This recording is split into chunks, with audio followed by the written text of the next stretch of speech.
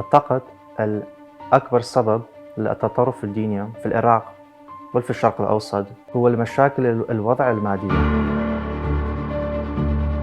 I was asked if Jews control the world. Those stereotypes, it's a little bit scary for me. I think that a lot of the extremism or the wars comes because of a lack of understanding.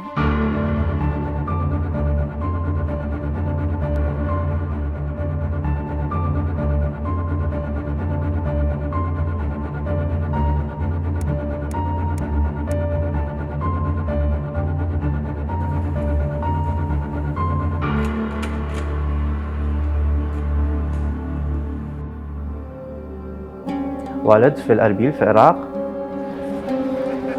Erbil is an ancient city, always full of different cultures and different religions. We have a Christian district in Erbil. When the war happened, my family, we fled to USA and we settled in Harrisonburg, Virginia.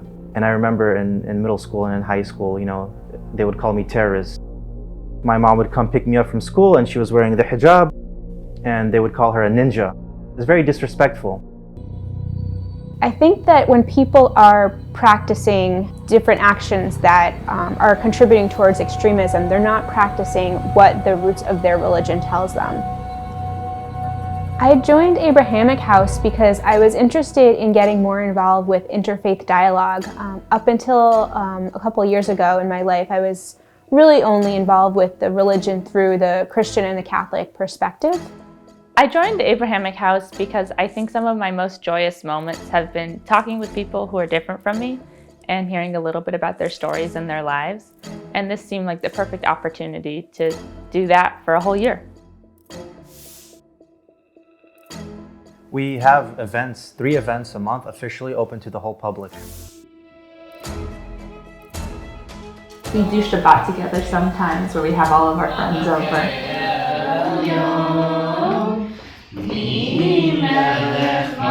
In December we have a Kurdish flag day and we brought together I brought them some Kurdish food. I don't hear extremist views so often at Abrahamic House or in our community because we have a really focused interfaith community that knows the right questions to ask.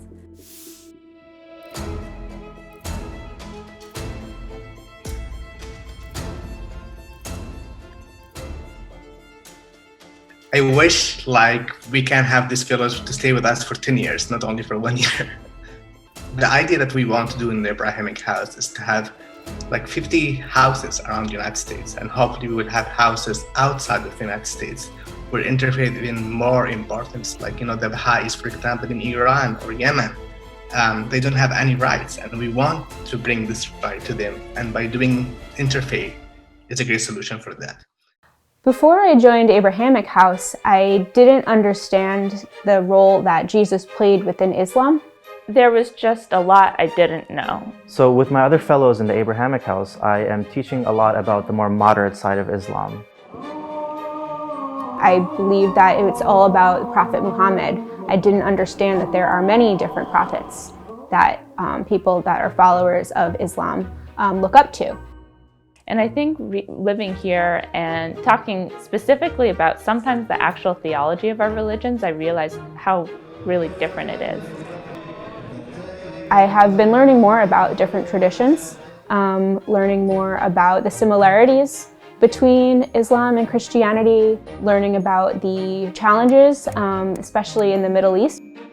Yeah, I think that the average American might not necessarily see the role of religion in these international affairs.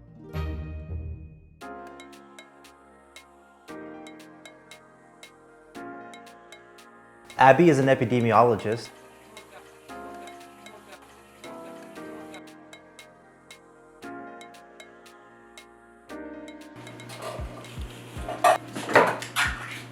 We talk about a lot of things. And I tell you about the film The Sultan and the Saint, which talks about where St. Francis went on a peacemaking journey to the Muslim Sultan during the Crusades. We talk about the food laws, kosher and what's halal.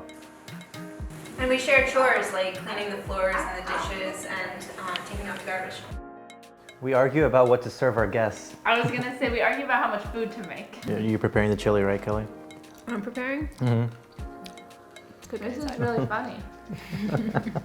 We talk a lot about our holidays and our families. We talk a lot about the basic ways that we think of our religion, especially in relation to the modern world. One thought that I did hear was from the Jewish perspective that when they are involved with interfaith dialogue with Christians, that they feel that we're trying to convert the Jews to be Christians because the Old Testament is also part of the Bible. And I think we realize oftentimes that we're asking totally different questions about our faiths and about each other's faiths. I'll tell you about stuff that happened when I lived in Dallas last year. I lived in a suburb north of Dallas last year, though, and in that setting, I heard a lot of things that I had never heard before. I was asked if Jews control the world. I was asked if my family was very wealthy. The best I could do was represent myself and show them what I was like and what my family was like, and hope that they would understand that if I'm this way and I'm Jewish, then we can't all be a certain way that they think.